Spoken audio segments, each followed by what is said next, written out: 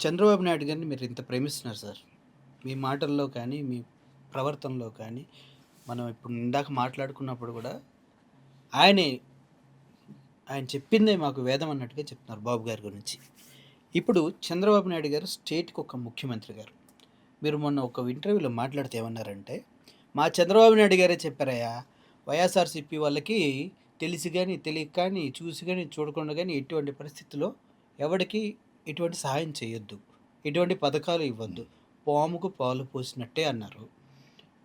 ఆ మాటల్ని మీరు సమర్థిస్తున్నారా? ఒక స్టేట్ నూటికి నూటికి 100 సార్లు. ఎందుకంటే హ్మ్.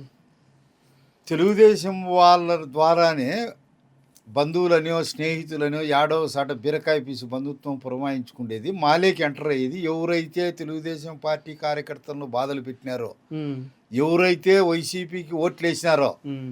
వాళ్ళంతా చీమల పుట్టలేకి పాములు చేరుకున్నట్టు చేరుకుంటున్నారు. హ్మ్. ఆ సందర్భాన్ని పురస్కరించుకొని ఆయన చెప్పినాడు. హ్మ్. ఆయన చెప్పిన స్టేట్మెంట్ని నేను స్వాగతిస్తాడా. ఎందుకు సార్? 1,40,00,000 మంది వైఎస్ఆర్‌సీపీ క్యాడర్ ఉన్నారు. మీకు తెలుసు.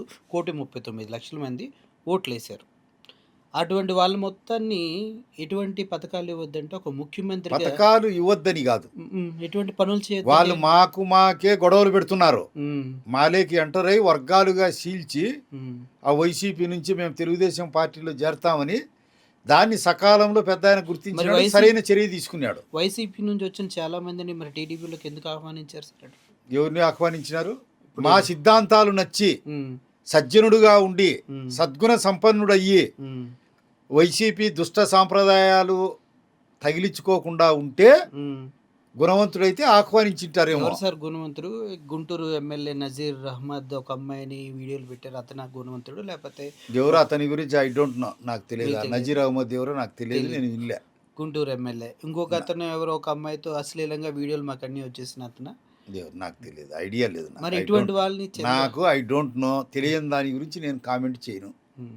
అంటే టీడీపీలో అందరూ సజ్జనులున్నారు. అంతా వైసీపీలో సజ్జనులే. తెలుగు వైసీపీ తెలుగు తల్లి కోసం బతికే వాళ్ళే, తెలుగు జాతిని ఉద్ధరించాలని కంకణం కట్టుకునే వాళ్ళమే హ్మ్.